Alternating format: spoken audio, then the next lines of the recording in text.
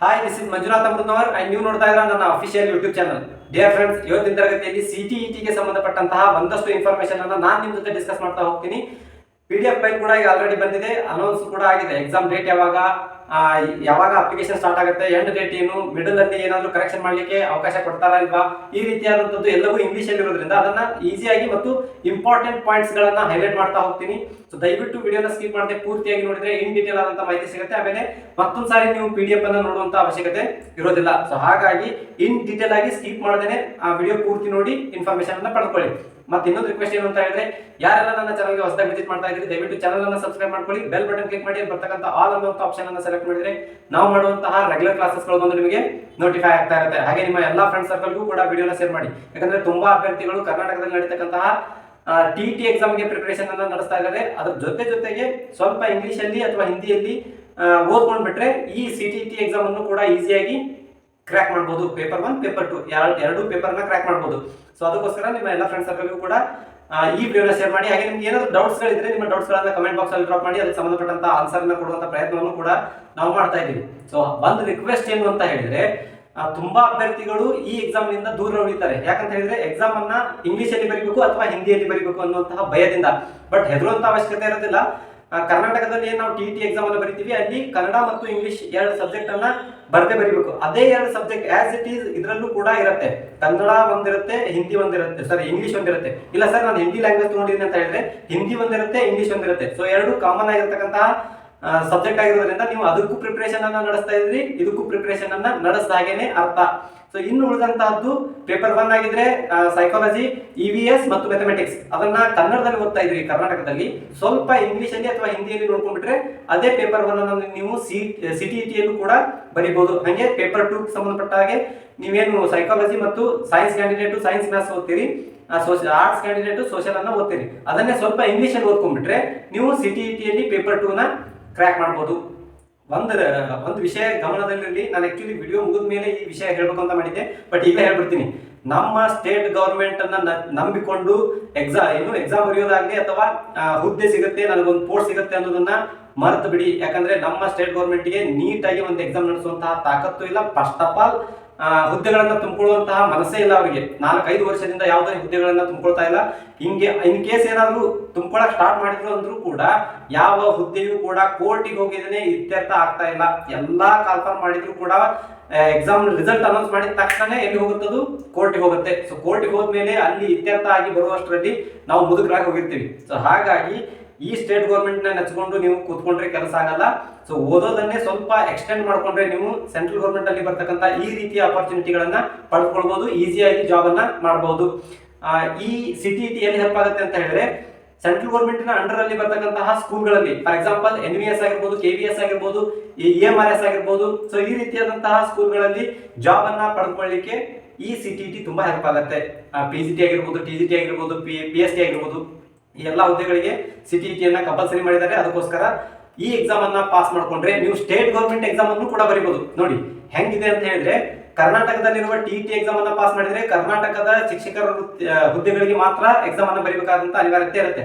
But central government ಸ್ಕೂಲ್ಗಳಿಗೆ ನಾನು ಏನಿಗೆ ಹೇಳಿದ್ನಲ್ವಾ, KVS ಆಗಿರ್ಬೋದು, NVS ಆಗಿರ್ಬೋದು, EMRS ಆಗಿರ್ಬೋದು, ಇಂತಹ ಸ್ಕೂಲ್ಗಳಿಗೆ ನೀವು ಕರ್ನಾಟಕದಲ್ಲಿ ಪಾಸ್ ಮಾಡಿರ್ತಕ್ಕಂತಹ ಸರ್ಟಿಫಿಕೇಟ್ ಇಟ್ಕೊಂಡು ಅಪ್ಲಿಕೇಶನ್ ಅನ್ನ ಹಾಕ್ಲಿಕ್ಕೆ ಬರಲ್ಲ. ಬಟ್ CTET ಅನ್ನ ಕ್ವಾಲಿಫೈ ಮಾಡಿದ್ರೆ ಅಂದ್ರೆ ಆ ಸೆಂಟ್ರಲ್ ಗೌರ್ಮೆಂಟ್ ಅಂಡರ್ ಅಲ್ಲಿ ಬರ್ತಕ್ಕಂಥ ಸ್ಕೂಲ್ಗಳಿಗೂ ಅಪ್ಲೈ ಮಾಡಬಹುದು. ಸ್ಟೇಟ್ ಗೌರ್ಮೆಂಟ್ ಕಾಲ್ಫಾರ್ಮ್ ಮಾಡಿದಾಗ, ಶಿಕ್ಷಕರ ಹುದ್ದೆಗೆ ಕಾಲ್ಫಾರ್ಮ್ ಮಾಡಿದಾಗ ಆ ಹುದ್ದೆಗಳಿಗೂ ಕೂಡ ನೀವು ಅಪ್ಲಿಕೇಶನ್ ಅನ್ನ ಹಾಕಬಹುದು, ಇದನ್ನು ಕ್ವಾಲಿಫೈ ಮಾಡಿದ್ರೆ. ಸೊ ಒಂದೇ ಕಲ್ಲಲ್ಲಿ ಎರಡು ಹಕ್ಕಿಯನ್ನ ಹೊಡೆಯುವಂತಹ ಸಾಧ್ಯತೆ ಇದರಲ್ಲಿ ಇರುತ್ತೆ. ಅದಕ್ಕೋಸ್ಕರ ನಾನು ರಿಕ್ವೆಸ್ಟ್ ಮಾಡ್ಕೊಳ್ತಾ ಇದ್ದೀನಿ, ನಮ್ಮ ಸ್ಟೇಟ್ ಗೌರ್ಮೆಂಟ್ ಅನ್ನ ನೆಚ್ಕೊಂಡು ಕೂತ್ಕೋಬೇಡಿ, ಸೆಂಟ್ರಲ್ ಗೌರ್ಮೆಂಟ್ ಎಕ್ಸಾಮ್ಗೆ ಪ್ರಿಪರೇಷನ್ ಅನ್ನ ನಡೆಸಿ. ಈಗ ಆಲ್ರೆಡಿ ನಿಮಗೆ ಒಂದು ಬ್ಯಾಡ್ ನ್ಯೂಸ್ ಗೊತ್ತಾಗಿರ್ಬೋದು. ಏನಂತ ಹೇಳಿದ್ರೆ, ಜನವರಿ 28ರವರೆಗೂ ಕೂಡ ಯಾವುದೇ 26-28 ಕೋರ್ಟ್ ಆರ್ಡರ್ ಮಾಡಿದೆ, ಯಾವುದೇ ಹುದ್ದೆಗಳನ್ನ ಹೊಸದಾಗಿ ಕಾಲ್ಫಾರ್ಮ್ ಮಾಡೋ ಹಾಗಿಲ್ಲ ಅಂತ ಹೇಳಿ. ಏನು ಮೀಸಲಾತಿಯ ಪರ್ಸೆಂಟೇಜ್ ಜಾಸ್ತಿ ಆಗಿರೋದ್ರಿಂದ 50 ಮೀಸಲಾತಿ ಇರಬೇಕಾಗಿತ್ತು, 56 ಆಗಿರೋದ್ರಿಂದ ಯಾವುದೇ ಹುದ್ದೆಗಳನ್ನ ತುಂಬಿಕೊಳ್ಬೇಡಿ ಅಂತ ಹೇಳಿ ಸ್ಟಾಪ್ ಮಾಡಿದೆ. ಸೊ ಇದೇ ರೀತಿ ಪ್ರತಿಯೊಂದು ವಿಷಯದಲ್ಲೂ ಕೂಡ ಕೋರ್ಟ್ ಇಂಟರ್ಫಿಯರ್ ಆಗ್ತಾ ಇದೆ. ಯಾವುದೇ ಕಾಲ್ಫಾರ್ಮ್ ಆದ್ರೂ ಕೂಡ ಏನಾದ್ರು ಪ್ರಾಬ್ಲಮ್ ಆದಾಗ ಇಂಟರ್ಫಿಯರ್ ಆಗುತ್ತೆ, ಅಥವಾ ಈ ರೀತಿ ಮೀಸಲಾತಿಗೆ ಸಂಬಂಧಪಟ್ಟ ಹಾಗೆ ಇಂಟರ್ಫಿಯರ್ ಆಗ್ತಾ ಇದೆ. ಸೊ ಹಾಗಾಗಿ ವಯೋಮಿತಿಯನ್ನ 3 ವರ್ಷ ಸಡಿಲಿಕೆ ಮಾಡಿದ್ರು ಕೂಡ ಇಂಥದ್ರಲ್ಲೇ ಮತ್ತು ಆ ವಯೋಮಿತಿಯನ್ನ ಏನು ವಯಸ್ಸನ್ನ ಕಳೀತಾ ಇದ್ದಾರೆ ಅವರು ಅಭ್ಯರ್ಥಿಗಳದ್ದು. ಅದಕ್ಕೆ ನನ್ನ ರಿಕ್ವೆಸ್ಟ್ ಏನು, ದಯವಿಟ್ಟು ಸ್ಟೇಟ್ ಗೌರ್ಮೆಂಟ್ ನ ನೆಚ್ಚಿ ಕೂತ್ಕೋಬೇಡಿ, ಸೆಂಟ್ರಲ್ ಗೌರ್ಮೆಂಟ್ ಕಡೆ ಸ್ವಲ್ಪ ಗಮನ ವಹಿಸಿ ಈಸಿಯಾಗಿ ಹುದ್ದೆಗಳನ್ನ ಪಡೆದುಕೊಳ್ಳಿ. ಸೊ ಈ ರೀತಿ ನನ್ನ ರಿಕ್ವೆಸ್ಟ್ ಮಾಡ್ಕೊಳ್ತಾ ಇದನ್ನ ಇನ್ಫಾರ್ಮೇಶನ್ ಅನ್ನ ತಿಳಿಸೋದಾದ್ರೆ, ಸೊ ಸಿಟಿಇಟಿಗೆ ಕಾಲ್ ಆಗಿದೆ. PDF ಅಲ್ಲೂ ಕೂಡ ಇನ್ ಡೀಟೇಲ್ ಆದಂತಹ ಮಾಹಿತಿ ಇದೆ. ನೀವು ಬೇಕು ಅಂತ ಹೇಳಿದ್ರೆ PDF ಅನ್ನ ನೋಡ್ಕೊಳ್ಬಹುದು. ಸೊ ಫಸ್ಟ್ ಆನ್ಲೈನ್ ಅಪ್ಲಿಕೇಶನ್ ಹಾಕ್ಬೇಕು. ಎಕ್ಸಾಮ್ ಕೂಡ ಆಫ್ಲೈನ್ ನಡೆಯುತ್ತೆ. ಇಷ್ಟು ದಿನ ಮೊದಲೆಲ್ಲ ಒಂದು 4 ವರ್ಷದ ಹಿಂದ್ಗಡೆ ಆನ್ಲೈನ್ ಇತ್ತು ಎಕ್ಸಾಮ್, ಬಟ್ ಅದನ್ನ ಆನ್ಲೈನ್ ಕ್ಯಾನ್ಸಲ್ ಮಾಡಿ ಆಫ್ಲೈನ್ ತಗೊಂಡ್ಬಂದಿದ್ದಾರೆ. ಸೊ ಹಾಗಾಗಿ ಎಕ್ಸಾಮ್ ಆಫ್ಲೈನ್ ನಡೆಯುತ್ತೆ, ಬಟ್ ಅಪ್ಲಿಕೇಶನ್ ಆನ್ಲೈನ್ ಹಾಕ್ಬೇಕು. ಸೊ ಅಪ್ಲಿಕೇಶನ್ ಡೇಟ್ ಯಾವಾಗ ಅಂತ ಹೇಳಿದ್ರೆ 27/11/2025 ನಿನ್ನೆಯಿಂದನೇ ಅಪ್ಲಿಕೇಶನ್ ಏನಾಗಿದೆ ಸ್ಟಾರ್ಟ್ ಆಗಿದೆ. ಇನ್ನು ಲಾಸ್ಟ್ ಡೇಟ್ ಯಾವುದು ಅಂತ ಹೇಳಿದ್ರೆ 18/12/2025 12ನೇ ತಿಂಗಳಲ್ಲಿ 18ನೇ ತಾರೀಕಿನವರೆಗೂ ಕೂಡ ಅಪ್ಲಿಕೇಶನ್ ಹಾಕಲಿಕ್ಕೆ ಲಾಸ್ಟ್ ಡೇಟ್ ಅನ್ನ ಕೊಟ್ಟಿದ್ದಾರೆ. ಬಟ್ ನನ್ನ ಸಲಹೆ ಏನು ಅಂತ ಹೇಳಿದ್ರೆ, ತುಂಬಾ ಅಭ್ಯರ್ಥಿಗಳು ಮೊನ್ನೆ ಕರ್ನಾಟಕದಲ್ಲಿ TET ಅನ್ನ ಕನ್ಫರ್ಮ್ ಮಾಡಿದಾಗ ಲಾಸ್ಟ್ಗೆ ಹಾಕಿದ್ರಾಯ್ತು ಅಂತ ಹೇಳಿ ವೇಟ್ ಮಾಡಿದ್ರು. ಬಟ್ ಲಾಸ್ಟ್ ಅಲ್ಲಿ ತುಂಬಾ ಸರ್ವರ್ ಪ್ರಾಬ್ಲಮ್ ಆಯ್ತು. ಎಷ್ಟೋ ಅಭ್ಯರ್ಥಿಗಳ ಅಪ್ಲಿಕೇಶನ್ ಸಬ್ಮಿಟ್ ಆಗಲಿಲ್ಲ. ಸಬ್ಮಿಟ್ ಆದ್ರೂ ಕೂಡ ಪೇಮೆಂಟ್ ಅನ್ನ ಪೇ ಮಾಡ್ಲಿಕ್ಕೆ ಆಗ್ಲಿಲ್ಲ. ಒಂದು ಪೇಪರ್ ತಗೊಂಡ್ರೆ ಇನ್ನೊಂದು ಪೇಪರ್ ತಗೊಳ್ಳಿಲ್ಲ. ಈ ರೀತಿ ತುಂಬಾ ಗೊಂದಲಗಳು ಉಂಟಾದವು. ಹಾಗಾಗಿ ಲಾಸ್ಟ್ ಡೇಟಿನವರೆಗೂ ವೇಟ್ ಮಾಡ್ದೇನೆ ಇನ್ ಬಿಟ್ವೀನ್ ಡೇಟ್ ಅಲ್ಲಿ ಎಷ್ಟು ಬೇಗ ಆಗುತ್ತೋ ಅಷ್ಟು ಬೇಗ ಅಪ್ಲಿಕೇಶನ್ ಅನ್ನ ಹಾಕೊಂಡಿಟ್ಕೊಳ್ರಿ. ಇನ್ ಕೇಸ್ ಅಪ್ಲಿಕೇಶನ್ ಹಾಕಿದಾಗ ನಿಮ್ಗೆ ಏನಾದ್ರೂ ತೊಂದರೆ ಉಂಟಾಗಿತ್ತು ಅಥವಾ ಅಪ್ಲಿಕೇಶನ್ ಅಲ್ಲಿ ಏನಾದ್ರೂ ಮಿಸ್ಟೇಕ್ ಗಳಾಗಿತ್ತು ಅಂತ ಹೇಳಿದ್ರೆ ಕರೆಕ್ಷನ್ ಮಾಡ್ಲಿಕ್ಕೂ ಕೂಡ ಒಂದು ಅವಕಾಶವನ್ನು ಕೊಟ್ಟಿದ್ದಾರೆ.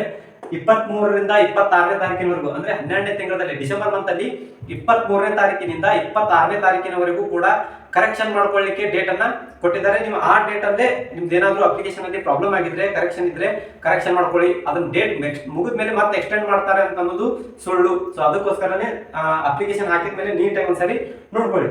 ಇನ್ನ ಎಕ್ಸಾಮ್ ಡೇಟ್ ಅನ್ನು ಕೂಡ ಅನೌನ್ಸ್ ಮಾಡಿದ್ದಾರೆ. ಹಾಲ್ ಟಿಕೆಟ್ ಯಾವಾಗ ಸಿಗುತ್ತೆ ಅಂತ ಹೇಳಿದ್ರೆ ಎಕ್ಸಾಮ್ ಡೇಟ್ ನ ಹಿಂದಿನ 2-3 ದಿನ ಹಿಂದೆ ಹಾಲ್ ಟಿಕೆಟ್ ಅನ್ನ ವೆಬ್ಸೈಟ್ ಅಲ್ಲಿ ರಿಲೀಸ್ ಮಾಡ್ತಾರೆ. ನೀವು ವೆಬ್ಸೈಟ್ ಅಲ್ಲಿ ಹೋಗಿ ಹಾಲ್ ಟಿಕೆಟ್ ಡೌನ್ಲೋಡ್ ಮಾಡ್ಕೊಳ್ಳಿ.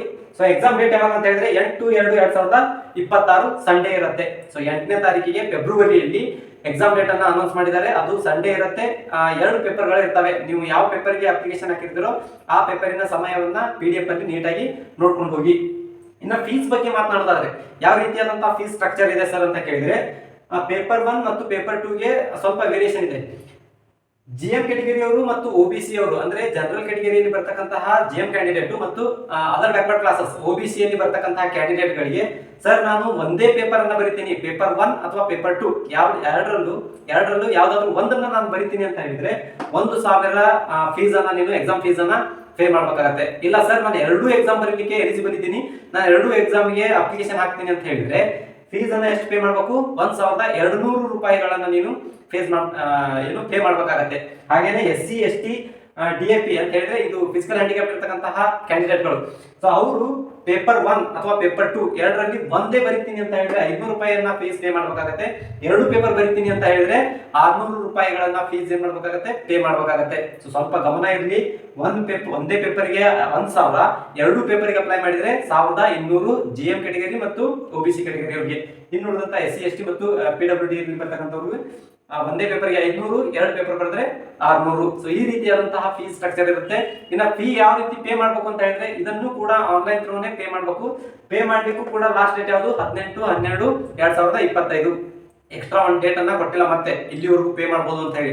ಯಾವಾಗ ಅಪ್ಲಿಕೇಶನ್ ಲಾಸ್ಟ್ ಡೇಟ್ ಇರುತ್ತಲ್ವೋ ಅಲ್ಲಿವರೆಗೂ ನೀವು ಫೀ ಅನ್ನ ಪೇ ಮಾಡ್ಬೇಕು. ಮತ್ತೆ ಅದನ್ನ 19ನೇ ತಾರೀಕಿಗೆ ನಾನು ಪೇ ಮಾಡ್ತೀನಿ ಅಂದ್ರೆ ಬರಲ್ಲ. ಸೊ ಅದು ಗಮನದಲ್ಲಿರಲಿ. ಇನ್ನ ಎಕ್ಸಾಮ್ ಅಪ್ಲಿಕೇಶನ್ ಅನ್ನ ಹಾಕುವಂತ ಸಂದರ್ಭದಲ್ಲಿ ಲ್ಯಾಂಗ್ವೇಜ್ಗೆ ಕೋಡ್ ಅನ್ನ ಕೊಟ್ಟಿದ್ದಾರೆ. ಈಗ ಯಾವ ರೀತಿ ನಾವು ಕರ್ನಾಟಕದ TET ಅನ್ನ ಬರೆಯುವಾಗ ಭಾಷೆ 1 ಕಡ್ಡಾಯ, ಭಾಷೆ 2 ಕಡ್ಡಾಯ ಈ ರೀತಿ ನೋಡಿದ್ವಲ್ವಾ, ಅದೇ ರೀತಿ ಇದರಲ್ಲೂ ಕೂಡ ಲ್ಯಾಂಗ್ವೇಜ್ 1 ಕಂಪಲ್ಸರಿ, ಲ್ಯಾಂಗ್ವೇಜ್ 2 ಕಂಪಲ್ಸರಿ ಅಂತ ಇರುತ್ತೆ. ಸೊ ಆ ಲ್ಯಾಂಗ್ವೇಜ್ಗೆ ಸಂಬಂಧಪಟ್ಟ ಹಾಗೆ ಕೋಡ್ಗಳನ್ನು ಕೂಡ ಏನ್ ಮಾಡಿದ್ದಾರೆ?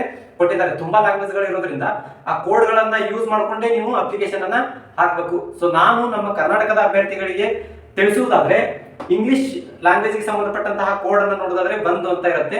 ಹಿಂದಿ ಲ್ಯಾಂಗ್ವೇಜ್ ಗೆ ಸಂಬಂಧಪಟ್ಟಂತಹ ಕೋಡ್ ಅನ್ನು ನೋಡೋದಾದ್ರೆ 2 ಇರುತ್ತೆ. ಇನ್ನು ಕನ್ನಡಕ್ಕೆ ಸಂಬಂಧಪಟ್ಟಂತಹ ಕೋಡ್ ಅನ್ನು ನೋಡೋದಾದ್ರೆ 7 ಅಂದ್ರೆ 07 ಅಂತ ಇರೋದು ಕೋಡ್ ಆಗಿರುತ್ತೆ, ಲ್ಯಾಂಗ್ವೇಜ್ ಕೋಡ್ ಆಗಿರುತ್ತೆ. ಸೊ ಈ ಕೋಡ್ ಗಳನ್ನ ನೀವು ಬಳಸಿಕೊಂಡು ಅಪ್ಲಿಕೇಶನ್ ಹಾಕುವಂತ ಸಂದರ್ಭದಲ್ಲಿ ಅಪ್ಲಿಕೇಶನ್ ಕೋಡ್ ಲ್ಯಾಂಗ್ವೇಜ್ ಕೋಡ್ ಅನ್ನ ಮೆನ್ಷನ್ ಮಾಡಿ.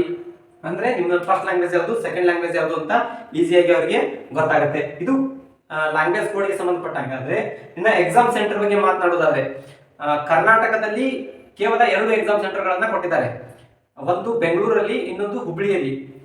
ಬೆಂಗಳೂರು ಮತ್ತು ಹುಬ್ಳಿಯಲ್ಲಿ ಮಾತ್ರ ಈ ಎಕ್ಸಾಮ್ಗಳು ನಡೀತವೆ. ಕರ್ನಾಟಕದಲ್ಲಿ ಕೇವಲ 2 ಎಕ್ಸಾಮ್ ಸೆಂಟರ್ಗಳನ್ನ ಕೊಟ್ಟಿದ್ದಾರೆ. ಸೊ ನಿಯರೆಸ್ಟ್ ಇರತಕ್ಕಂತದ್ದು ಪ್ಲೇಸ್ ಅನ್ನ ನೋಡಿ ನಿಮಗೆ ಅವರು ಅಲಾಟ್ ಮಾಡ್ತಾರೆ. ಬೆಂಗಳೂರು ಸರೌಂಡ್ ಇರೋರಿಗೆ ಬೆಂಗಳೂರು ಸೆಂಟರ್ ಅನ್ನ ಕೊಡ್ತಾರೆ. ಹುಬ್ಳಿ ಸರೌಂಡ್ ಇರುವಂತಹ ಡಿಸ್ಟ್ರಿಕ್ಟ್ ಗಳವರಿಗೆ ಹುಬ್ಳಿಯನ್ನ ಎಕ್ಸಾಮ್ ಸೆಂಟರ್ ಆಗಿ ಕೊಡ್ತಾರೆ. ಸೊ ಇವೆರಡು ಎಕ್ಸಾಮ್ ಸೆಂಟರ್ ಗಳು ಇರ್ತವೆ. ಇನ್ನು ಹೆದರುವಂತ ಅವಶ್ಯಕತೆ ಇಲ್ಲ. ನಾನು ತುಂಬಾ ದೂರದಿಂದ ಬಂದು ಇಲ್ಲಿ ಎಕ್ಸಾಮ್ ಬರೀಬೇಕು ಅನ್ನೋಂತ ಹೆದರುವಂತ ಅವಶ್ಯಕತೆ ಇಲ್ಲ. ಯಾಕಂತ ಹೇಳಿದ್ರೆ ನಿಯರೆಸ್ಟ್ ಇರ್ತಕ್ಕಂಥ ನಿಮ್ಗೆ ನಿಯರೆಸ್ಟ್ ಇರ್ತಕ್ಕಂಥದ್ದನ್ನೇ ಎರಡರಲ್ಲಿ ನಿಯರೆಸ್ಟ್ ಯಾವ್ದಾಗುತ್ತೋ ಅದನ್ನೇ ನಿಮ್ಗೆ ಅಲಾಟ್ ಮಾಡುವಂತಹ ಸಾಧ್ಯತೆ ಇರುತ್ತೆ. ಸೊ ಇದು ಎಕ್ಸಾಮ್ ಸೆಂಟರ್ಗೆ ಸಂಬಂಧಪಟ್ಟಂಗಾದ್ರೆ. ಇನ್ನ ಪೇಪರ್ ಯಾವ ರೀತಿ ಇರ್ತಾವ ಸರ್ ಅಂತ ಕೇಳಿದ್ರೆ ಸ್ವಲ್ಪ ಇನ್ಫಾರ್ಮೇಶನ್ ಅದ್ರ ಬಗ್ಗೆ ಕೊಟ್ಬಿಡ್ತೀನಿ ನಾನು. ಪೇಪರ್ 1 ಪೇಪರ್ 2 ಇಲ್ಲೂ ಕೂಡ ಎರಡು ಎಕ್ಸಾಮ್ಗಳು ಇರ್ತವೆ. So paper 1 as it is ಕರ್ನಾಟಕದ ಟಿಇಟಿಗೆ ಏನ್ ಸಿಲೆಬಸ್ ಇತ್ತಲ್ವಾ, ಏನ್ ಪ್ಯಾಟರ್ನ್ ಇತ್ತಲ್ವಾ, ಅದೇ ಪ್ಯಾಟರ್ನ್ ನ ಇಲ್ಲಿಯೂ ಕೂಡ ಯೂಸ್ ಮಾಡಲಾಗಿದೆ. ಅಂದ್ರೆ ಇಲ್ಲಿ ಕರ್ನಾಟಕ ಟಿಇಟಿಯಲ್ಲಿ ಭಾಷೆ 1 ಕಡ್ಡಾಯ, ಭಾಷೆ 2 ಕಡ್ಡಾಯ, ಸೈಕಾಲಜಿ ಇರುತ್ತೆ, ಪೇಪರ್ 1 ಗೆ ಸಂಬಂಧಪಟ್ಟ ಹಾಗೆ ಸೈಕಾಲಜಿ ಇರುತ್ತೆ, EVS ಇರುತ್ತೆ, ಮ್ಯಾಥಮೆಟಿಕ್ಸ್ ಇರುತ್ತೆ. ಸೇಮ್ ಟು ಸೇಮ್ ಹಾಗೇನೆ ಇಲ್ಲೂ ಕೂಡ ಪೇಪರ್ 1 ಅಲ್ಲಿ language 1 compulsory, language 2 compulsory, psychology ಇರುತ್ತೆ, EVS ಇರುತ್ತೆ, ಎನ್ವಿರಾನ್ಮೆಂಟಲ್ ಸ್ಟಡಿ ಅಂತ ಇರುತ್ತೆ, ಮ್ಯಾಥಮೆಟಿಕ್ಸ್ ಕೂಡ ಇರುತ್ತೆ. 30 ಅಂಕಗಳು, 30 ಪ್ರಶ್ನೆಗಳು, 30 ಅಂಕಗಳು. ಪ್ರತಿ ಸೆಕ್ಷನ್ ಕೂಡ 30 ಪ್ರಶ್ನೆಗಳನ್ನ ಹೊಂದಿದ್ದು 30 ಅಂಕಗಳನ್ನ ಹೊಂದಿರುತ್ತೆ. ಇನ್ನು ಪೇಪರ್ 2 ಮಾತನಾಡೋದಾದ್ರೆ ಅದು ಕೂಡ ಸೇಮ್ ಪ್ಯಾಟರ್ನ್ ಇದೆ. ಭಾಷೆ 1 ಕಡ್ಡಾಯ, ಭಾಷೆ 2 ಕಡ್ಡಾಯ, ಮನೋವಿಜ್ಞಾನ ಮತ್ತು ಸೈನ್ಸ್ ಕ್ಯಾಂಡಿಡೇಟ್ ಆದ್ರೆ ವಿಜ್ಞಾನ ಮತ್ತು ಗಣಿತ, ಆರ್ಟ್ಸ್ ಕ್ಯಾಂಡಿಡೇಟ್ ಆದ್ರೆ ಸಮಾಜ ವಿಜ್ಞಾನ ಅಂತ ನಾವು ಕರ್ನಾಟಕದ ಟಿಇಟಿಯಲ್ಲಿ ನೋಡ್ತೀವಿ. ಅದೇ ರೀತಿ ಸಿಟಿಇಟಿಯಲ್ಲೂ ಕೂಡ ಸೇಮ್ ಪ್ಯಾಟರ್ನ್ ಇದೆ. Language 1 compulsory, language 2 compulsory, psychology ಇರುತ್ತೆ. ಅದನ್ನು ಹೊರತುಪಡಿಸಿ ಸೈನ್ಸ್ ಕ್ಯಾಂಡಿಡೇಟ್ ಆಗಿದ್ರೆ science plus mathematics, arts candidate ಆಗಿದ್ರೆ ಸೋಷಿಯಲ್ ಸೈನ್ಸ್ ಅನ್ನುವಂತಹ ಸಬ್ಜೆಕ್ಟ್ಗೆ ನೀವು 60 ಮಾರ್ಕ್ಸಿಗೆ ಎಕ್ಸಾಮ್ ಕ್ವಶನ್ ಇರ್ತವೆ. 60 ಮಾರ್ಕ್ಸ್ ಸೋಷಿಯಲ್ ಸೈನ್ಸ್ ಅಥವಾ ಸೈನ್ಸ್ ಕ್ಯಾಂಡಿಡೇಟ್ ಆದ್ರೆ ಮ್ಯಾಥ್ಸ್ ಸೈನ್ಸ್ ಸೇರಿಸಿ 60 ಕ್ವಶನ್ ಇರ್ತವೆ, 60 ಮಾರ್ಕ್ಸ್. ಇನ್ನು ಮೇಲಿರ್ತಕ್ಕಂಥವು ಎಲ್ಲವೂ 30 ಪ್ರಶ್ನೆಗಳು, 30 ಅಂಕಗಳನ್ನ ಹೊಂದಿರುತ್ತೆ. ಸೊ ಈ ರೀತಿಯಾದಂತಹ ಎಕ್ಸಾಮ್ ಪ್ಯಾಟರ್ನ್ ಹೊಂದಿರುವಂತಹ ಸಿಟಿಇಟಿಯನ್ನ ದಯವಿಟ್ಟು ಸ್ವಲ್ಪ ಓದುವ ಸಂದರ್ಭದಲ್ಲಿ ಇಂಗ್ಲಿಷ್ ಅಥವಾ ಹಿಂದಿ ಎಕ್ಸಾಮ್ ನಡೆಯುವುದು 2 ಭಾಷೆಯಲ್ಲಿ. ಕ್ವಶನ್ ಪೇಪರ್ ಪ್ರಿಂಟ್ ಆಗೋದು 2 ಭಾಷೆಯಲ್ಲಿ, ಒಂದು ಹಿಂದಿ, ಒಂದು ಇಂಗ್ಲಿಷ್. ಯಾವ್ದಾದ್ರು ಒಂದನ್ನ ನೀನು ಅಪ್ಲಿಕೇಶನ್ ಹಾಕುವಾಗ್ಲೇನೆ ಆಯ್ಕೆ ಮಾಡ್ಕೋಬೇಕು. ಮೀಡಿಯಂ ಆಫ್ ಕ್ವಶನ್ ಪೇಪರ್ ಅಂತ ಇರುತ್ತೆ. ಇಂಗ್ಲಿಷ್ ಅಲ್ಲಿ ಬರೀತೀನಿ ಅಂದ್ರೆ ಇಂಗ್ಲಿಷ್ ಅಲ್ಲಿ ಆಯ್ಕೆ ಮಾಡಿ, ಹಿಂದಿಯಲ್ಲಿ ಬರೀತೀನಿ ಅಂತ ಹೇಳಿದ್ರೆ ಹಿಂದಿಯಲ್ಲಿ ಆಯ್ಕೆ ಮಾಡಿ. ಸೊ ಈ ರೀತಿಯಾಗಿ ಅಪ್ಲಿಕೇಶನ್ ಅನ್ನ ಹಾಕಿ ಓದುವ ಸಂದರ್ಭದಲ್ಲಿ ಅದನ್ನು ಕೂಡ ಓದಿದ್ರೆ ಈಸಿಯಾಗಿ ಈ ಪೇಪರ್ ಗಳನ್ನ ಕ್ರ್ಯಾಕ್ ಮಾಡಬಹುದು. ಇದಷ್ಟು ಇವತ್ತಿನ ಇನ್ಫಾರ್ಮೇಶನ್ ಆಗಿತ್ತು. ಇನ್ನು ಇದೇ ತರ ಮತ್ತೊಂದು ವಿಡಿಯೋದಲ್ಲಿ ಹೊಸ ಮಾಹಿತಿಯೊಂದಿಗೆ ಮೀಟ್ ಮಾಡೋಣ. ಅಲ್ಲಿವರೆಗೂ ಬಾಯ್, ಹ್ಯಾವ್ ಅ ನೈಸ್ ಡೇ.